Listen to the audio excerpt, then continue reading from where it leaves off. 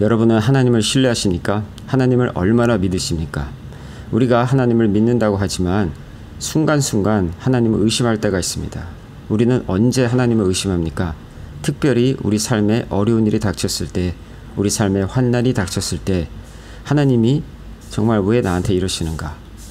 하나님이 분명히 나에게 약속을 주셨는데 왜 약속이 이루어지지 않고 이렇게 나는 아직도 어려운 삶을 살고 있는가? 이런 생각을 해본 적이 있지 않으십니까? 오늘은 창세기 18장 말씀을 통해서 하나님께서 약속을 주셨지만 우리의 삶의 현실이 너무 어려워서 의심하고 넘어지고 그런 삶의 모습 가운데 하나님께서 다시 약속을 주시며 그 약속을 이루시는 그런 모습을 통해서 하나님이 우리를 붙드시는, 우리가 우리를 붙드는 것이 아니라 하나님께서 우리를 붙드신다라는 것을 우리가 말씀을 통해서 살펴보고자 합니다. 오늘 말씀 창세기 18장 말씀을 함께 봉독하도록 하겠습니다. 창세기 18장. 그들이 아브라함에게 이르되 내 아내 사라가 어디 있느냐? 대답하되 장막에 있나이다. 그가 가라사대 기한이 이를 때에 내가 정녕 내게로 돌아오리니 내 아내 사라에게 아들이 있으리라 하시니 사라가 그 뒤 장막문에서 들었더라. 아브라함과 사라가 나이 많아 늙었고 사라의 경수는 끊어졌더라. 사라가 속으로 웃고 이르되 내가 노쇠하였고 내 주인도 늙었으니 내게 어찌 낙이 있으리요? 여호와께서 아브라함에게 이르시되 사라가 왜 웃으며 이르기를 내가 늙었거늘 어떻게 아들을 낳으리요 하느냐? 여호와께 능치 못한 일이 있겠느냐? 기한이 이를 때에 내가 내게로 돌아오리니 사라에게 아들이 있으리라. 사라가 두려워서 승인치 아니하여 가로되 내가 웃지 아니하였나이다. 가라사대 아니라 내가 웃었느니라. 아멘. 오늘 이 말씀에서 세 가지를 보기로 원합니다. 첫 번째는 약속, 그리고 두 번째는 현실, 세 번째는 약속입니다. 자, 9절 말씀. 그들이 아브라함에게 이르되 내 아내 사라가 어디 있느냐? 대답하되 장막에 있나이다. 자, 그 정황을 이제 설명하고 있습니다. 여기서 그들은 누굽니까? 바로 하나님의 사자들이죠. 아브라함에게 이르되 사라가 어디 있느냐? 장막에 있나이다. 영어 성경에 보면 장막 뒤에, 문 뒤에 있다고 합니다. 그 자리에는 없었지만 문 뒤에서 이들의 대화를 다 듣고 있었던 거죠, 사라가. 자, 10절 말씀. 그가 가라사대, 그는 누굽니까? 하나님이죠. 하나님이 이 그들을 통해서, 이 사자들을 통해서 하나님의 말씀을 전하고 계신 것이죠. 그가 가라사대 기한이 이를 때에 내가 정녕 네게로 아브라함에게로 돌아오리니 내 아내 사라에게 아들이 있으리라 하시니. 자, 이렇게 나와 있습니다. 자, 그런데 이 한국어 성경에는 잘 나와 있지 않지만 이 기한이 이를 때에 라고 했을 때 그 기한은 바로 내년 이맘때라고 얘기를 하고 있는 것입니다. 내년에, 그러니까 어떤 무한정한 그런 기한을 준 것이 아니라 분명한 그런 날짜, 분명한 시간을 하나님께서 약속을 하고 계신 것입니다. 자, 이렇게 하나님께서 약속을 우리에게 주실 때 어떤 특정한 기한을 주지 않으실 때도 있지만 특별하게 기한을 주실 때가 있습니다. 자, 하나님께서 그렇게 약속을 주실 때 여러분은 어떻게 느끼시겠습니까? 하나님께서 정말 나를 사랑하시고 하나님께서 정말로 나를 택하셨구나. 그래서 하나님께서 이렇게 나에게 약속을 주시는구나. 분명한 약속을 주시는구나. 라고 여러분은 마음에 기뻐하며 즐거워하며 감사할 것입니다. 그러나 그 약속이 제때에 내가 생각했던 그 시간에 이루어지지 않고 약속이 계속 약속의 이루어짐이 계속 진척이 된다라고 생각을 하시면 어떻겠습니까? 어쩌면 우리 마음에 오히려 실망감이 들 것입니다. 아니, 하나님께서 나에게 말씀해놓고 왜 이루지 않으시지? 라는 의구심이 들 것입니다. 그리고 그 약속에 대한 의심이 들 것입니다. 정말로 내가 그 약속을 받았는데 그 약속이 정말 약속이 맞는가? 내가 잘못 들은 것은 아닌가? 혹시 내 상상이 아닌가? 내가 하고 싶은 것들, 내가 받고 싶은 것들을 내가 내 마음대로 마음속에서 조장한 것은 아닌가? 그런 생각이 들 수가 있습니다. 더 나아가서 자칫 우리는 하나님 자체, 하나님의 임재, 하나님의 존재까지도 우리가 의심을 할 가능성도 있는 것입니다.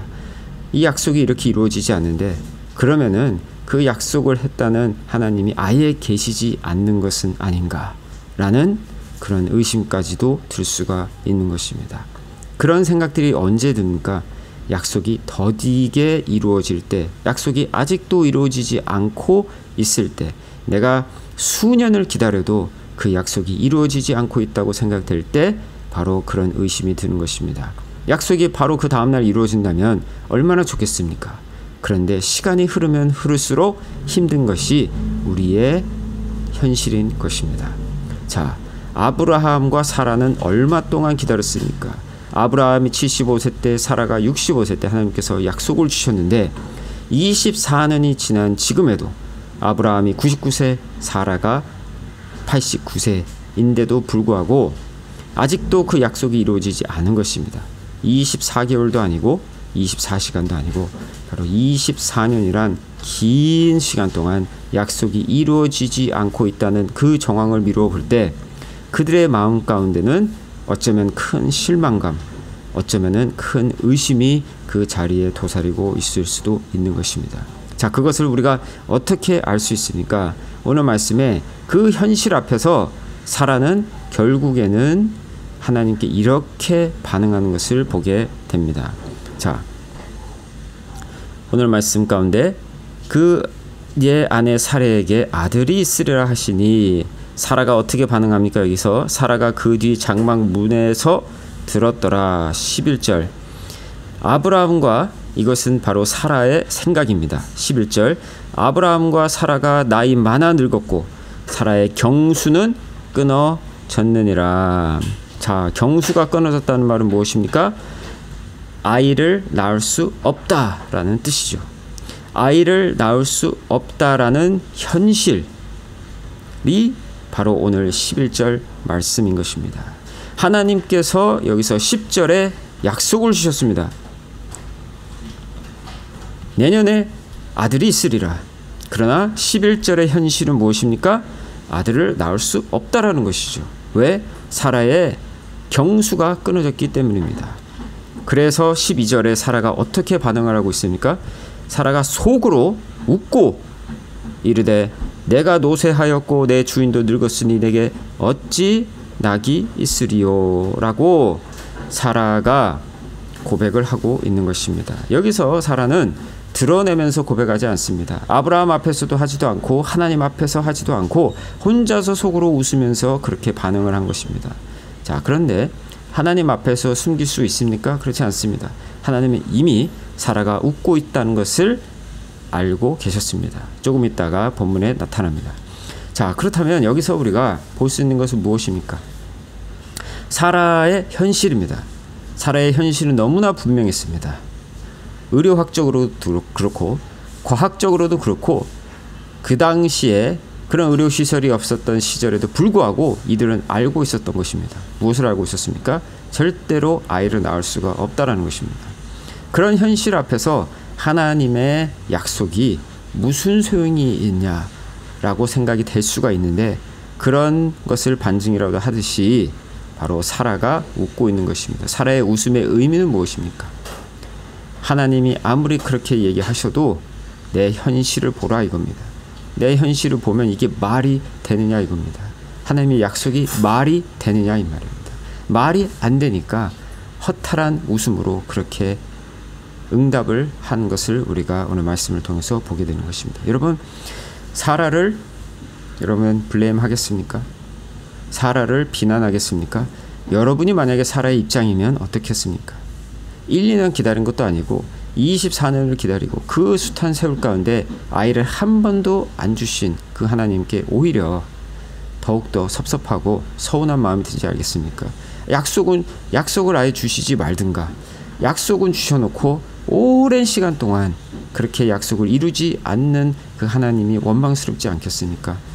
그런 원망과 서운함과 섭섭함이 모두가 아우러져서 이 사라의 마음 가운데 나타난 반응이 바로 웃음이었던 것입니다. 이것은 기쁨의 웃음이 아닙니다. 이것은 하나님을 의심하고 하나님의 약속을 의심하는 웃음이었던 것입니다. 얼마나 어찌 보면 영적으로 봤을 때 엄청난 큰 죄입니까? 이 웃음 하나가. 그러나 하나님께서는 정말 신기한 것은 하나님께서 여기서 사라를 정죄하고 사라에게 벌을 내리시고 사라를 죽이신 것이 아니라 그 현실 앞에 굴복한 사라에게 하나님은 다시 약속을 주시는 것을 우리가 본문에서 보게 됩니다. 본문 말씀 다시 보시겠습니다. 13절에 여호와께서 아브라함에게 이르시되 사라가 왜 웃으며 이르기를 내가 늙었거늘 어떻게 아들을 낳으리요 하느냐. 아까 말씀드린 것처럼 사라가 문 뒤에 있었고 혼자서 속으로 웃었음에도 불구하고 하나님은 사라의 마음에 무슨 생각이 있는지를 다 알고 계셨습니다. 그 의심으로 인해 웃고 있는 사라의 모습을 아브라함에게 바로 즉각적으로 하나님이 얘기하고 계신 것입니다. 자, 그런데 그 얘기하신 목적이 무엇입니까? 사라를 벌주기 위해서 사라를 비난하려고 말씀하신 것이 아니라 14절 말씀, 여호와께 능치 못한 일이 있겠느냐. 이 말씀 기억하시기 바랍니다. 여호와께 능치 못한 일이 있겠느냐. 무엇입니까? 바로 하나님께는 능치 못한 일이 없다라는 것입니다. 바로 하나님은 전능하신 하나님이시다 라는 사실을 이 말씀이 기록하고 있는 것입니다. 현실은 무엇입니까? 아이를 낳을 수 없다라는 것입니다. 사실은 무엇입니까? 진리는 무엇입니까? 하나님은 전능하신 하나님이라는 것입니다. 사라가 웃었습니다. 현실 때문에 웃었습니다. 자, 그럼에도 불구하고 그것보다 더 큰 진실이 있으니, 그것보다 더 큰 사실이 있으니, 그것은 하나님은 전능하신 하나님이시라는 거예요. 이것이 바로 하나님이 아브라함에게 얘기하신, 그리고 오늘 우리에게 하시는 말씀입니다. 그렇습니다. 우리는 약합니다. 아무리 그리스도인이라고 할지라도, 약속을 받은 그리스도인이라고 할지라도 우리 현실이 너무 어려우면 때로는 지치고, 때로는 이렇게 사라처럼 넘어지고, 사라처럼 웃고, 그래서 결국에는 우리의 의심을 드러내는 그런 연약한 우리들에도 불구하고 하나님은 전능하신 하나님이라는 그 진리를 우리가 알고 믿어야 되는 것입니다. 그냥 하나님은 전능하시다. 물론 그것이 진실이지만 우리가 약함에도 불구하고, 우리가 이렇게 연약함에도 불구하고 하나님은 전능하신 하나님이라는 그런 진리, 그 말씀을 우리가 오늘 본문을 통해서 기억을 해야 되는 것입니다. 하나님이 약속 주셨습니다. 현실 때문에 우리가 넘어질 수 있습니다. 그럼에도 불구하고 하나님은 다시 약속을 주시고, 그 약속을 주시는 이유는 무엇이냐면 우리의 약함에도 불구하고 하나님은 전능하신 하나님이기 때문에 그 진리에 입각해서 그 진리 때문에 하나님은 다시 우리에게 약속을 주십니다. 다시 약속을 주시는 모습을 오늘 말씀을 통해서 보겠습니다. 자, 14절 중반에 기한이 이를 때에 내가 네게로 돌아오리니 사라에게 아들이 있으리라. 아까 10절에서 말씀하신 약속을, 똑같은 약속을 다시 여기서 반복하여 주시는 것을 보게 됩니다. 그것은 무슨 뜻입니까? 하나님이 반드시 이루시겠다는 것입니다. 하나님이 한 번 약속 주시고 끝나는 것이 아니라 두 번째 약속을 주신 것은 강조하신 것뿐만 아니라 하나님은 절대로 무슨 일이 있든지 이 약속을 이루시겠다. 바로 그 기한에 내년 이맘때쯤, 그때 하나님이 약속하신 대로 약속을 이루시겠다는 것이죠. 15절에 사라가 두려워서 승인치 아니하여 가로되 내가 웃지 아니하였나이다, 거짓말하는 것이죠. 그러나 하나님은 다 알고 계십니다. 가라사대 아니라 내가 웃었느니라. 사라가 여기서 왜 거짓말합니까? 두려워서 승인치 않는 것이죠. 이것이 어디에 나오니까 또 창세기 3장에 아담과 하와가 하나님 앞에서 두려워 숨는 것은 바로 그런 거짓말하는 모습과 마찬가지인 것입니다. 우리가 거짓말 왜 합니까? 그것은 우리의 마음가운데 두려움이 있기 때문입니다. 그 두려움 때문에 거짓말하고, 그리고 자꾸 하나님을 믿지 않기 때문에 거짓말하고 두려워하고, 그런 것들이 계속 반복되어서 거짓말하고 그리고 하는 의심을 하고 그런 모습들을 보게 됩니다. 그런 연약한 사라임에도 불구하고 하나님은 그 약속을 성취하셨습니다. 자, 우리가 앞으로 보게 될 그런, 그래서 이삭이 태어나는 것을 보게 됩니다. 어떤 의사도 할 수 없는, 어떤 마법사도 할 수 없는, 오직 하나님만 하실 수 있는, 그 어떤 것도 불가능하지 않은 바로 그 하나님께서 그 약속을 완벽하게 이루신 것을 우리가 보게 될 것입니다. 자, 그것은 무엇을 뜻합니까? 우리 삶 속에서 우리가 이 말씀을 어떻게 적용해야 됩니까? 첫 번째, 우리는 하나님의 약속을 기억해야 됩니다. 그렇다면 약속을 기억하려면 그 약속을 어디서 볼 수 있습니까? 바로 하나님의 말씀, 바로 성경이 하나님의 약속입니다. 그 성경 66권이 하나님의 말씀인 것입니다. 그렇기 때문에 우리는 그 말씀을 항상 묵상하고 항상 봐야 되는 것입니다. 안 그러면 그 약속을 잊어버리기 때문에 우리는 그 약속을 봐야 되는 것입니다. 자, 그런데 우리가 매일매일 말씀을 봄에도 불구하고 사라가 약속을 받았음에도 불구하고 그 현실이 너무 크기에, 그 현실이 너무 버겁기에, 약속이 아직도 이루어지지 않고 있는 그 현실 가운데 우리는 넘어질 수밖에 없는 연약한 존재라는 것을 우리가 알아야 되는 것입니다. 현실 앞에서 강한 사람은 아무도 없습니다. 죽음 앞에서 강한 사람은 아무도 없습니다. 병 앞에서, 그리고 우리의 사업의 실패 앞에서 강한 사람은 아무도 없습니다. 그 누구도 그 앞에서 나는 그래도 잘 살 수 있어라고 장담하면서 살 수 있는 사람이 얼마나 되겠습니까? 믿는 사람이다 할지라도 넘어질 수가 있는 것입니다. 그런 의심이 들 수가 있는 것입니다. 의심하는 것은 물론 죄입니다. 그리고 우리가 하나님의 선하심에 대해서 그렇게 의심하는 것, 사라가 했었던 것 분명 죄인 것입니다. 자, 그러나 우리가 거기서 넘어지지 말아야 될 것은, 그럼에도 불구하고 하나님을 믿고 의지해야 될 것은 바로 그 약속이 하나님의 때에 하나님의 인도하심 가운데 하나님의 능력으로 반드시 이루어질 거라는 것입니다. 현실이 있습니다. 그러나 더 큰 진리는, 더 큰 사실은 바로 하나님은 전능하신 하나님이라는 것을 우리는 반드시 기억하고, 우리가 넘어질지라도 다시 한번 일으키시는, 우리를 일으키시는 하나님께로 다시 나와야 되는 것입니다. 우리가 주님 앞에서 주님을 다시 믿음으로 회개하고, 우리의 연약함을 주님 앞에 내려놓고, 우리의 연약함을 주님 앞에 회개하고 주님을만 바라보고 나아갈 때 온전히 하나님의 역사가, 하나님의 약속이 이루어지는 놀라운 일이 이루어질 줄로 믿습니다. 우리가 현실을 보면 의심할 수밖에 없지만 전능하신 하나님을 보면 그 어려운 현실도 하나님의 약속 성취라는 놀라운 역사로 그것을 바라보게 될 때 우리는 기쁨과 확신을 가지고 주님 은혜 가운데서 약속 성취라는 놀라운 축복을 누리게 될 줄로 믿습니다. 함께 기도하겠습니다. 하나님 아버지, 감사합니다.